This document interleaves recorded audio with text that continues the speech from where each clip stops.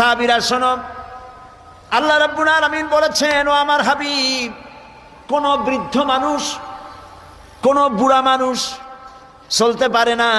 এই লোকটি যখন আমার দরবারে হাত তুলে যখন কান্দে আর বলে, আল্লাহ, আগের মতো রোজগার করতে পারি না বলে সংসারে আমার কোনো দাম নাই, আমি আগের মতো চোখে দেখি না, আগের মতো কানে শুনি না, আগের মতো দাঁড়াইতে পারি না, হাঁটতে পারি না, কোনো জায়গায় মূল্য নাই, দাম নাই, আর তোমার কাছে যে আমি চাইবো সাহসও পাই না, কারণ বিগত জীবনটা নাফরমানি করে কাটাইছি। তুমি করেছো মেহেরবানি, আমি করেছি নাফরমানি, চাওয়ার মতো পথ হারিয়ে ফেলেছি মাবুদ, তুমি ছাড়া আমার কেউ নাই।